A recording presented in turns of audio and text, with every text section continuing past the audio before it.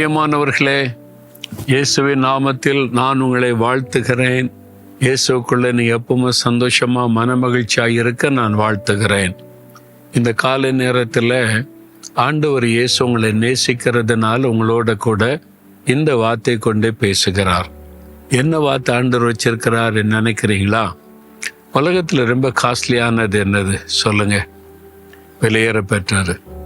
சில முத்துக்கள், மாணிக்கம், அதாவது டைமண்டு, அதெல்லாம் விலையேற பெற்றது இருக்குது. சாதாரணமாக எல்லா வீடுகளிலும் பயன்படுத்துகிற விலையேற பெற்ற பொருள் எதுனா தங்கம். இந்த பொன் இப்போ விலை ரொம்ப ஏறிட்டு போயிட்டு, தங்கம் வாங்குறதே ரொம்ப கஷ்டன்ற ஒரு சூழ்நிலை இல்லை? தங்கம் அந்த அளவிற்கு ரொம்ப விலையேறி போயிட்டு ரொம்ப கஷ்டம். உங்கள் வீட்டில் ஒரு 10 பவுன் நகை இருந்தாலே பெரிய விஷயம் அப்படின்ற மாதிரி ஒரு சூழ்நிலை உண்டாக்கி விட்டாரு.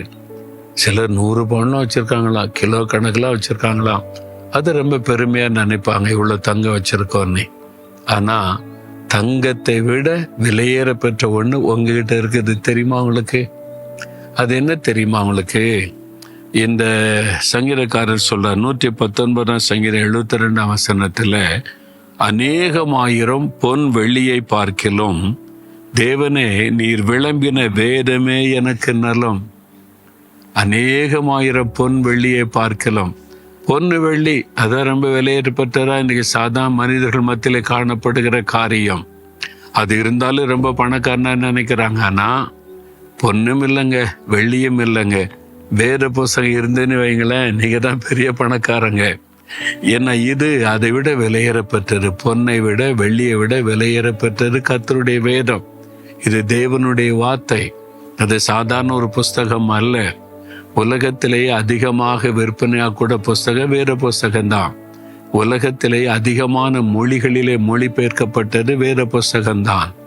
உலகத்திலேயே அதிகமான புஸ்தகங்கள் இதை வைத்து எழுதப்பட்டு லட்சக்கணக்கான புஸ்தகங்கள் இந்த வேத புஸ்தகத்தை பற்றி எழுதப்பட்டு இருக்கிறது.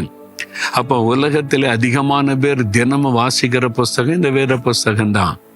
ஏனென்றால் இது தேவனுடைய வார்த்தை. மனிதன் எழுதுனான்னு வைங்களேன், ஒரு முறை வாசிப்போம், அப்புறம் அதை வச்சிருவோம், வாசித்தாச்சுன்னு.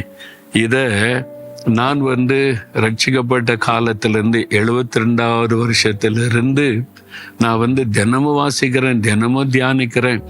இப்போ பாருங்க எத்தனை வருஷம், 55 வருஷம் ஆகிவிட்டது. இன்னும் எனக்கு புதுசாக இருக்குது. இன்னும் காலையில் எழும்பணுன்னு இதை வாசிக்காட்டா அவ்வளோதான். எனக்கு அதை வாசிக்க புதுசாக இருக்குது. எத்தனை முறை வாசித்தாலும் திரும்ப திரும்ப திரும்ப வாசித்தாலும் புதிதாக இருக்கிறது. ஆண்டவர் பேசுகிறார். ஏனென்றால் இது தேவனுடைய வார்த்தை.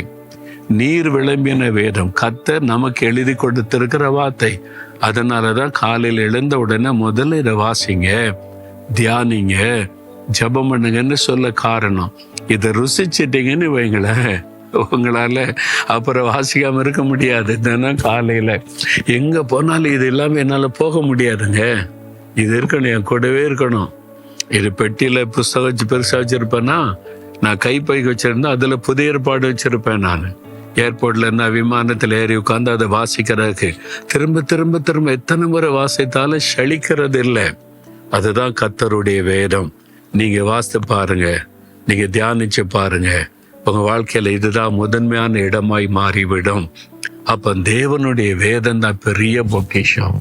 அதை நேசித்து, அதை வாசித்து, அதை கீழ்ப்படி ஒப்பு கொடுத்துட்டீங்கன்னா உங்களுக்கு மிகுந்த சமாதானம் இருக்கும். கர்த்தருடைய வேதத்தை நேசிக்கிறவர்களுக்கு மிகுந்த சமாதானம். கர்த்தருடைய வேதத்தில் பிரியமாயிருந்து இரவும் பகலையும் தியானிக்கிற மனுஷன் செய்வதெல்லாம் வாய்க்கும். நீங்கள் செய்கிறதெல்லாம் வாய்க்கும். எப்பவுமே சமாதானமாக இருப்பீங்க. இந்த வேதத்தை நேசித்து தியானிக்கும் போது இந்த வேதத்தை சொந்தமாக்கி கொள்ளுவீங்களா? உங்களுக்கு ஒரு வேத புஸ்தகம் இல்லாட்டா ஒன்று வாங்கி கொள்ளுங்க. எங்கே வாங்கணும் எப்படின்னு தெரியலன்னா எங்களுக்கு தெரியப்படுத்துங்க. இலவசமாகவே நாங்கள் உங்களுக்கு ஒன்று அனுப்பி வைப்போம். எந்த மொழியில் வேணும்னு கேட்குறீங்களோ உங்களுக்கு அனுப்பி வைப்போம். இது ஆண்டவருடைய வேதம். அந்த வசனத்தை நேசித்து ஆசீர்வாதத்தை சுதந்திரித்து கொள்வீங்களா? ஆண்டவரே, உம்முடைய வேதம் எனக்கு மன மகிழ்ச்சி. பொன் வெள்ளியை பார்க்கல உம்முடைய வேதம் தான் விலையேற பெற்றது. இது என் கூடவே இருக்கணும். அதை தினம் வாசிக்கணும், நேசிக்கணும், கீழ்ப்படியணும். எனக்கு உதவி செய்யுங்க.